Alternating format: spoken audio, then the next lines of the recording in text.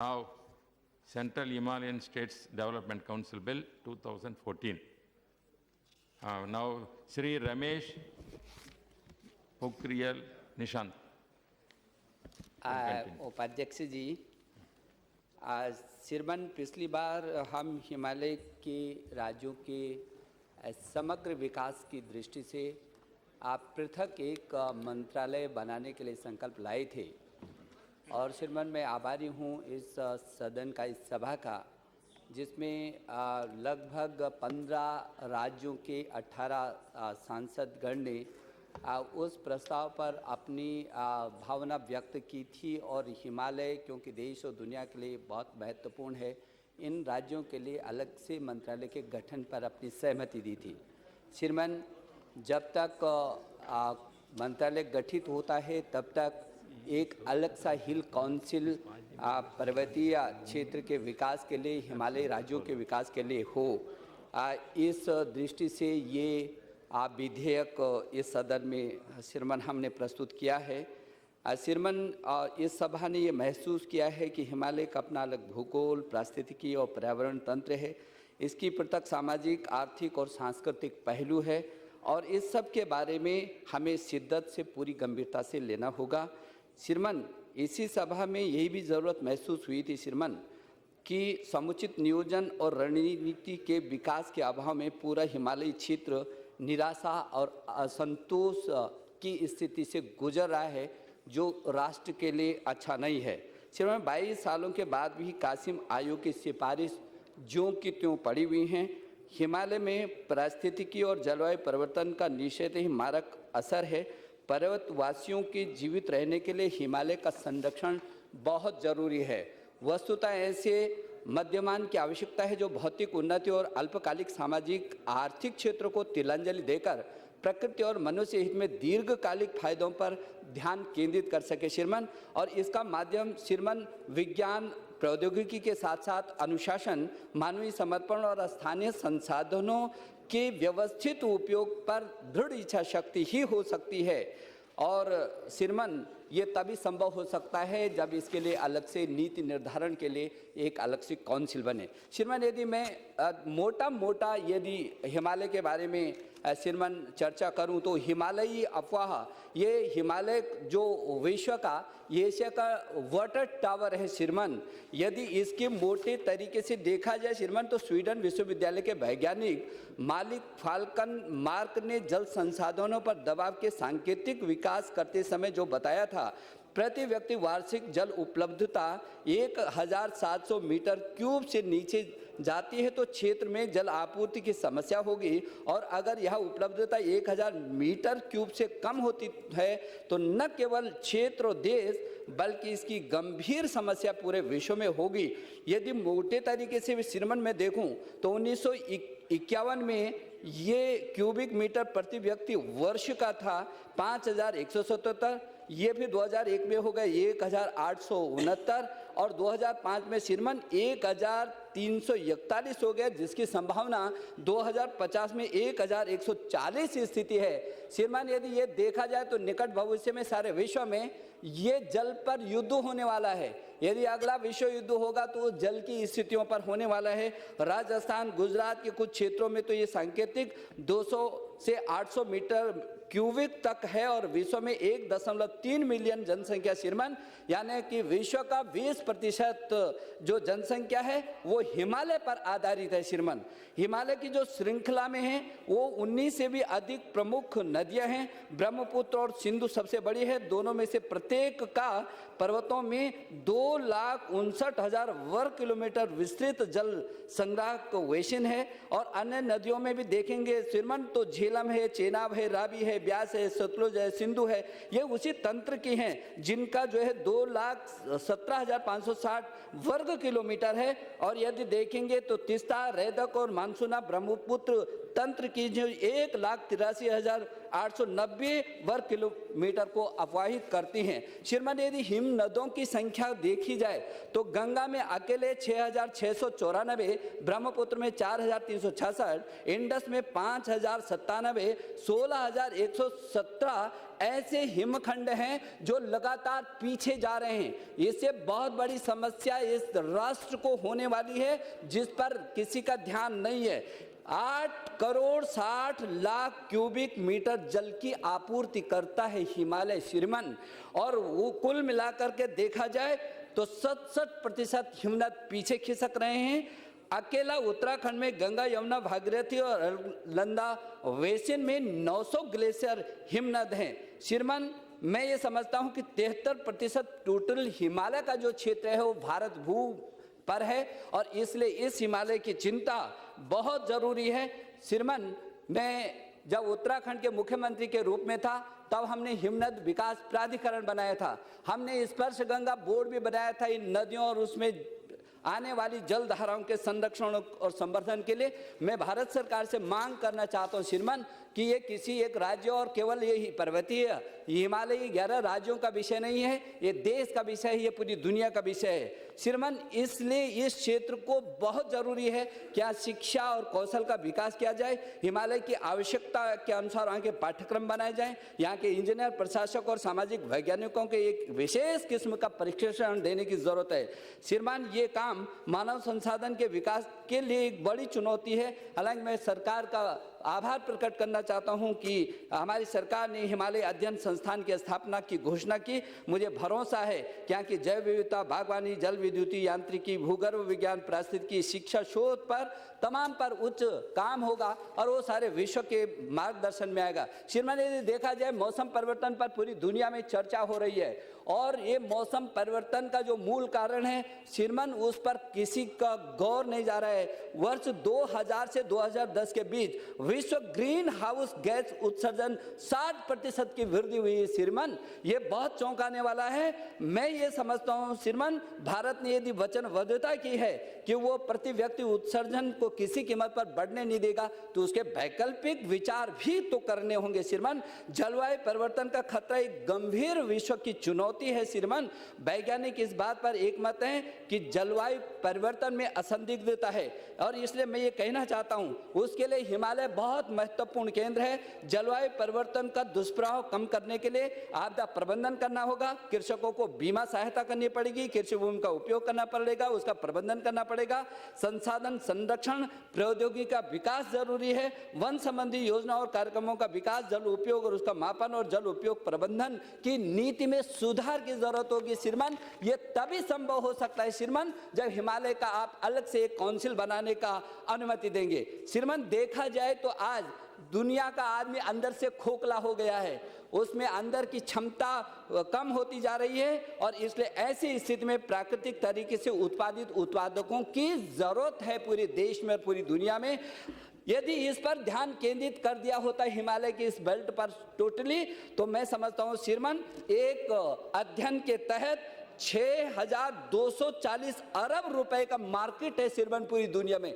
6,240 अरब रुपए की मार्केट केवल प्राकृतिक तरीके से ये जो फूड है, ये जो ऑर्गेनिक फूड है, इसकी मार्केट है। और कृषि की भी प्रतिशत श्रीमान, ऑर्गेनिक कृषि जो है 2010 से 15 तक 22.3% का बढ़ा हुआ माप है। इसलिए मैं ये कहना चाहता हूँ श्रीमान, चाहे पुष्प का उत्पादन हो जो 2015 तक 30% की गति से बढ़ रहा है और इसका 8,000 करोड़ रुपए का मार्केट है श्रीमान। अकेला यदि इस हिमालय की बेल्ट का ठीक से नियोजन हो और उसका व्यवस्थित दोहन हो और प्रकृति के संरक्षण में उसका काम हो तो बहुत कुछ हो सकता है। जड़ी बूटियों का श्रीमान अंतरराष्ट्रीय बाजार में $6.2 बिलियन अर्थात 360 अरब रुपए का अकेली जड़ी बूटियों का व्यवसाय हो सकता है। भारत में आयुष उत्पादन बढ़ सकता है और अब वर्तमान में संभवतः 900 करोड़ का ये है। भारतीय वनों से कुल राजस्व की प्राप्ति $65 बिलियन 3,900 अरब रुपए है श्रीमान। और यदि देखा जाए तो ये वन क्षेत्र 65% वन क्षेत्र अकेले हिमालयी क्षेत्र में है।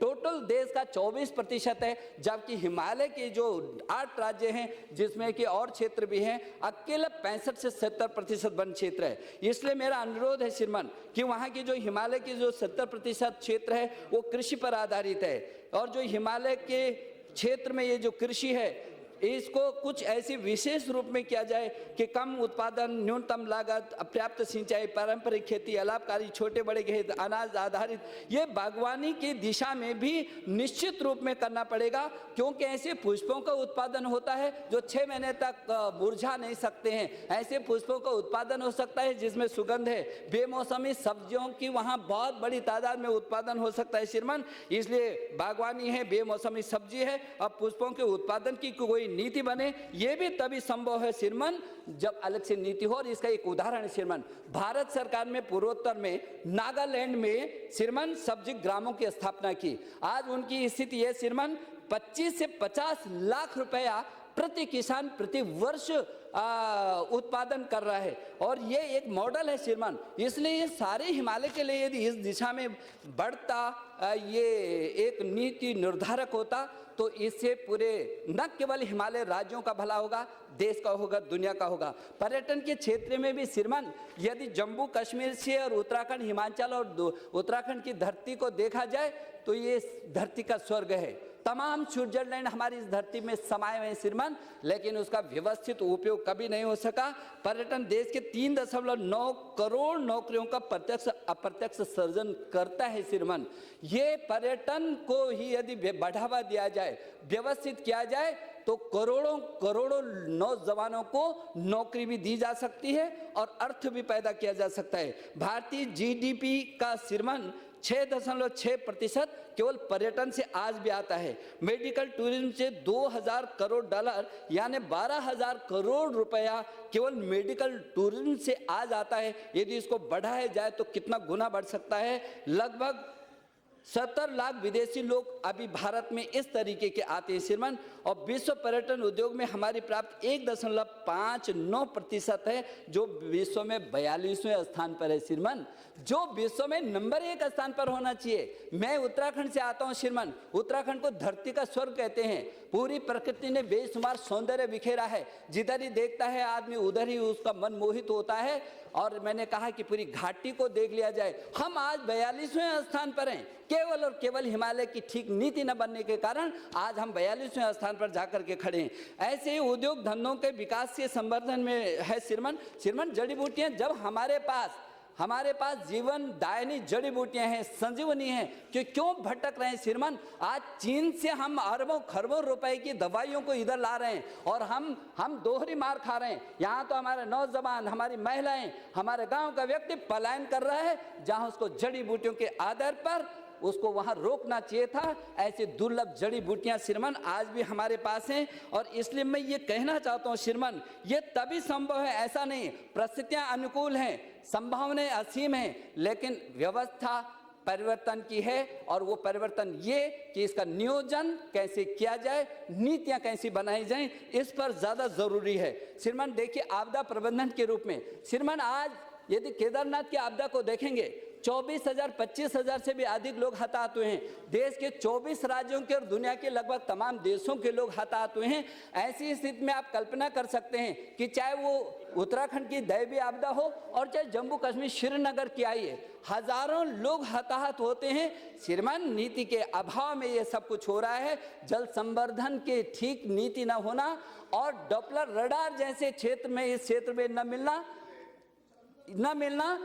इसलिए मैं समझता हूं कि यह बहुत जरूरी है कि हम आपदा का प्रबंधन करें। बाढ़, भूस्खलन, वनाग्नि, भूकंप, भू संरक्षण, और 90% आग मानव निर्मित कारणों से होती है, उसमें भी उसको जागरूक कर सकते हैं। हिम नदों का गंगोत्री 17.5 मीटर, मिलम 13.3 मीटर प्रतिवर्ष, पिंडर 23.5 मीटर और डोकरियानी 17.0, वार्षिंगी 43.3%। ये लगभग यदि श्रीमान देखें तो ये जो ग्लेशियरों के पीछे जाने की जिस गतिशीलता से जा रहे हैं, ये श्रीमान ये केवल हिमालय बेल्ट के लोगों की चिंता का विषय नहीं होना चाहिए, ये चिंता का विषय पूरे देश का ही नहीं पूरी दुनिया का होना चाहिए। जिस दिन हिमालय थोड़ा भी अंगड़ाई लेगा सारा विश्व संकट में खड़ा होगा। इसलिए मैं ये कहना चाहता हूँ श्रीमान कि ये जो डॉपलर रडार हो और ये जो प्रबंधन की जो है आपदा प्रबंधन की अलग सी नीति राष्ट्रीय स्तर पर बनाई जाए,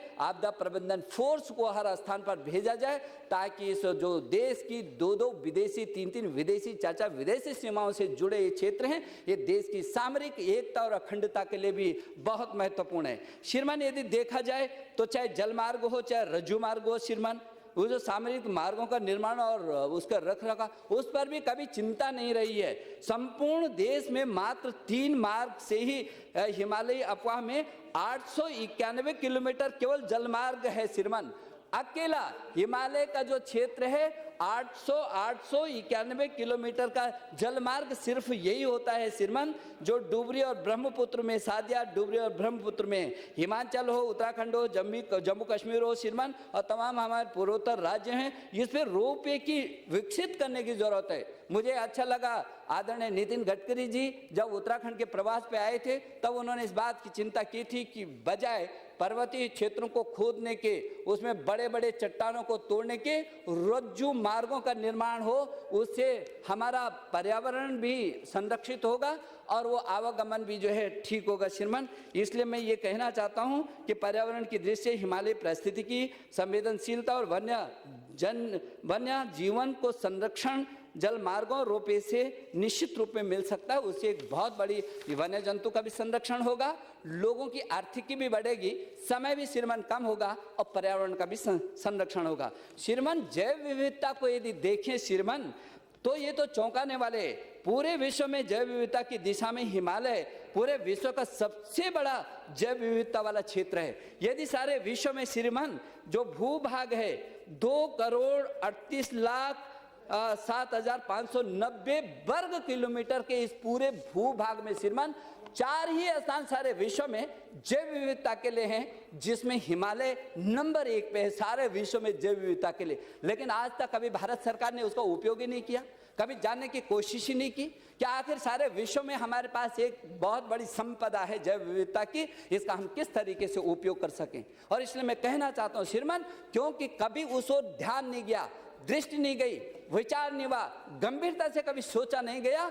मैं आपसे अनुरोध करना चाहता हूं कि इस समय आदरणीय मोदी जी की सरकार है, वो हिमालय के प्रति समर्पित हैं। उन्होंने तब भी कहा था गंगा पुत्र के नाम से उनको अब जाना जा रहा है। मुझे पूरा भरोसा है कि उस हिमालय का व्यवस्थित और अच्छे तरीके से विकास होगा। इसलिए जैव विविधता के लिए भी संपूर्ण विश्व का 130 करोड़ लोग हिमालय के संसाधनों और अफवाह पर निर्भर हैं।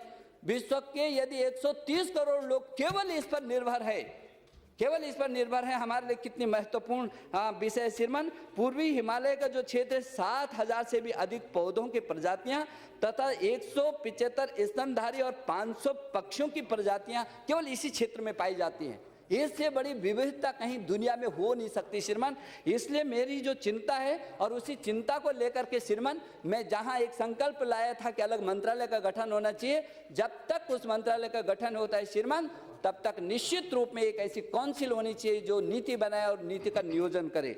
श्रीमान यदि वन क्षेत्र भी मैं देखूं तो टोटल अकेले हिमाचल में 14,683, जम्मू कश्मीर में 22,538 और उत्तराखंड में 24,508 वर्ग किलोमीटर, और हमारे जो पूर्वोत्तर राज्य हैं जितने भी उसमें 65% वनों से आच्छादित है। इसका भी व्यवस्थित उपयोग नहीं हुआ। श्रीमान मैं ये भी कहना चाहता हूँ भारत को पर्यावरण से होने वाला जो नुकसान है श्रीमान 8 अरब डॉलर का है श्रीमान, 8 अरब डॉलर का केवल पर्यावरण से नुकसान है, और जिसमें जो जीडीपी का 5.7% है।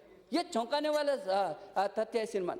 इस ओर ध्यान केंद्रित करने की जरूरत है। वन और पेड़ों का फैलाव और उसका बढ़ाना श्रीमान वातावरण से कार्बन डाइऑक्साइड का अवशोषण करके जलवायु परिवर्तन का काम करेगा, धरती की उष्णता को कम करेगा, जिस धरती की उष्णता को लेकर के पूरी दुनिया में एयर कंडीशन बंगलों में बड़े बड़े सेमिनार हो रहे हैं, रिजल्ट जीरो होता है। यदि इसकी कोई चिंता हो सकती है तो इन्हीं धरतियों पर खड़े होकर के किया जा सकता है।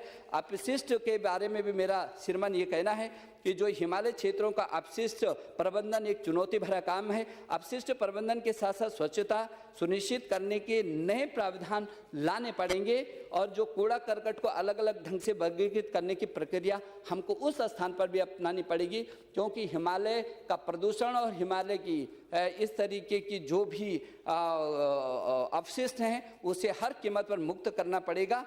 श्रीमान वो हिमालय का जो क्षेत्र है, ये वाला जो मैंने कहा था, आज सुबह माननीय स्वास्थ्य मंत्री जी जब चर्चा कर रहे थे तो एक प्रश्न के उत्तर में श्रीमान उन्होंने कहा जो चीन से दवाइयाँ आती हैं वो लगभग 600-700 करोड़ रुपए के मैंने देखा उसमें है, और जो जड़ी बूटियां आती हैं यदि उसको तमाम उसको देखा जाए तो अरबों रुपया हम चीन से यहाँ पर कर रहे हैं। हमको चीन को देना चाहिए था श्रीमान, ये उल्टा हो रहा है।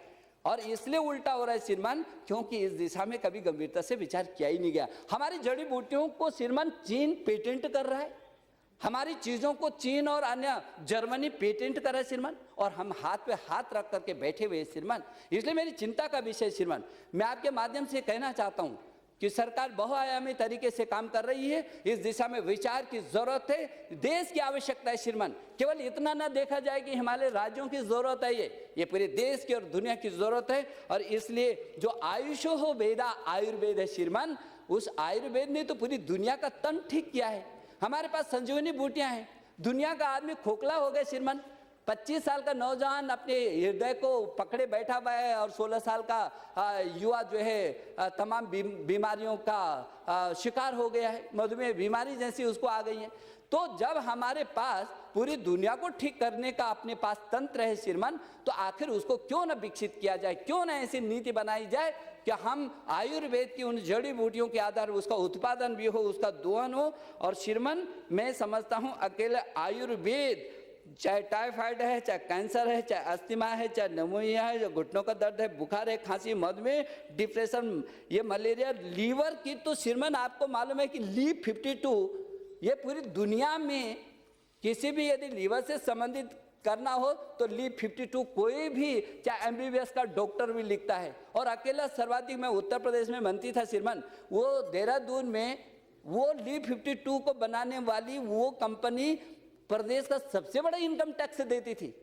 तो एक अकेली एक दवा ने सारे विश्व में अपना स्थान स्थापित किया। हमारे पास तो सभी कुछ है। हम श्रीमान भारत में 45,000 से भी अधिक जो जड़ी बूटियां पाई जाती हैं श्रीमान, उनका व्यवस्थित दोहन करने की जरूरत है। जल विद्युत की भी यदि उस दिशा में श्रीमान हम देखेंगे तो भारत की कुल जल विद्युत उत्पादन क्षमता श्रीमान 1 लाख मेगावाट से भी अधिक है, और उत्पादन कितना हो रहा है 39,788.40, ये इतना मेगावाट केवल उत्पादन हो रहा है श्रीमान। ये जो हिमालय की बेल्ट है ये देश के लिए उर्वरा धरती है श्रीमान, और इसलिए चाहे मुख्यतः जो सतलुज जल विद्युत परियोजना, THDC है, NTPC है, NHPC आदि की योजनाएं सब हिमालय क्षेत्र में हैं। दुनिया में जल विद्युत उत्पादन करने की संभावनाओं को देखते हुए श्रीमान भारत विश्व का 5वें नंबर का देश है श्रीमान, अभी 35वें स्थान पर है, लेकिन जल विद्युत करने की दिशा में सारे विश्व का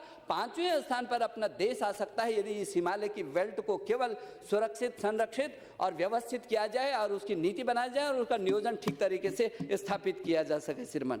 और इसलिए मैं ये भी चाहता हूँ श्रीमान, ये जो हरित क्रांति का करने का अभी जो हिमाचल में जो गोविंद सागर डैम है बिलासपुर में श्रीमान, और ये भाखड़ा जो परियोजना है वो हरित क्रांति भी किया उसने, वो तमाम हरित क्रांति करने की संभावनाएं इन स्थानों पर हैं। और इसलिए अकेला उत्तराखंड की जो जल विद्युत की संभावना है श्रीमान 75,000 मेगावाट, ये तो 25,000 मेगावाट तो अकेले उत्तराखंड में, हिमाचल में 25,000 से भी अधिक है, जम्मू कश्मीर में भी 25,000 मेगावाट से। अकेले यदि तीनों को देखा जाए तो 80,000 मेगावाट बिजली पैदा करने की तो क्षमता इन तीनों राज्यों में श्रीमान। फिर ऐसी स्थिति में सरकार चुप क्यों बैठे श्रीमान? क्यों ना एक काउंसिल बनाकर इसकी नीति बना करके देश के विकास में इन सभी चीज़ों को एक मुख्य तरीके से लाया जाए। पौराणिक दिशा में भी यदि श्रीमान देखा जाए तो मैं ये समझता हूँ कि ये क्षेत्र, मैं उत्तराखंड से आता हूँ श्रीमान, वेद पुराण उपनिषदों का जन्मदाता है, वो संस्कृत का भी जन्मदाता है, वो आयुर्वेद का भी जन्मदाता है, वो श्रीमान गंगा भी स्वर्ग से उतर करके उसी धरती पर सारे विश्व के कल्याण के लिए आती। और गंगा का कितना महत्व है श्रीमान, उस दिन अभी डॉक्टर साहब नहीं हैं यहाँ पर, उन्होंने चर्चा की थी। जब मैंने गंगा की बात की तो मैंने कहा, उन्होंने कुछ आपत्ति जताई थी, तो मैंने कहा था गंगा का जल अमृत जल है श्रीमान। यह वैज्ञानिक विश्लेषण है, कभी गंगा का जल कभी सड़ता नहीं है। आप उस परिप्रेक्ष्य में देखिए गंगा को। मुझे आपके आशीर्वाद से 2010 कुंभ आयोजित करने का मौका मिला था, मेरा सौभाग्य था, मैं मुख्यमंत्री था उस समय।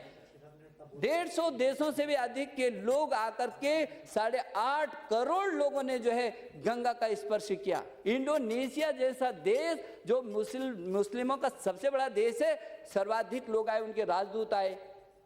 इसलिए मैं ये कहना चाहता हूं कि वो हमारी संपत्ति है, वो स्वच्छता के रूप में उसको आगे कैसे बढ़ाया जा सकता है। और गंगा की एक बूंद पानी श्रीमान हजारों व्याधियों से लड़ने की ताकत रखती है। इसलिए पूरी दुनिया के लोग जब भी बच्चा पैदा होता था उसके मुंह में एक बूंद पानी डालते थे, और जब भी वो इस संसार से विदा होता था, चाहे राजा हो चाहे महाराजा हो श्रीमान, उसमें भी जाते समय उसके मुंह में एक बूंद जल दिया जाता था। ये आज के नहीं, लाखों वर्ष हजारों वर्ष पहले से ये परंपरा रही श्रीमान। और इसलिए मैं ये कहना चाहता हूँ, ये शांति और आध्यात्म का विश्व का केंद्र है श्रीमान, जहाँ देश की संस्कृति का प्राण है। बहुत सारे बौद्ध धर्म और मठ यहाँ है हिमालय में। विश्व 4 धाम गंगोत्री, यमुनोत्री, बद्री, केदार, और उधर हेमकुंड साहिब है श्रीमान, और इधर जो है पीरान कलियर है। श्रीनगर में स्थित हजरत बल भी यहीं पर इन्हीं हिमालय के राज्यों में है। अलकनंदा, भागीरथी सहित तमाम ऐसी पवित्र नदियां यहाँ हैं। पीरान कलियर का मैंने श्रीमान जिक्र किया है। और कैलाश पर्वत 6338 मीटर पर स्थित कैलाश पर्वत, यहाँ बौद्धों का सबसे बड़ा स्थान है श्रीमान। केदारनाथ की जो 12 ज्योतिर्लिंग हैं वो इसी स्थान पर हैं। और लाहौल स्पीति जिला स्थित गोपा, ये 13,668 फीट पर स्थित है श्रीमान, वो भी इसी क्षेत्र में है। लद्दाख स्थित हेमिस और थिप्से बौद्धों के प्रमुख मठ हैं श्रीमान। हमारे हिमाचल के भी हमारे मित्र आ गए हैं, इन्होंने भी पिछली बार बहुत चिंता की थी। और श्रीमान इसलिए मैं कह रहा हूँ कि चाहे वो शिमला का क्षेत्र हो चाहे इस क्षेत्र हो, मैं बहुत विनम्रता से अनुरोध करना चाहता हूँ श्रीमान, आर्थिक, सांस्कृतिक, भौगोलिक, इसके आध्यात्मिक किसी भी क्षेत्र से श्रीमान, इसके लिए बहुत ज़रूरी है कि इस हिमालय का एक अलग सा मंत्रालय हो। जब तक मंत्रालय नहीं होता तब तक ये काउंसिल बने, ताकि उसकी नीतियाँ बने और नीतियाँ बन करके उसका कार्यान्वयन हो सके। आपने मुझे समय दिया श्रीमान, मैं आपका बहुत आभारी हूँ। बहुत बहुत धन्यवाद।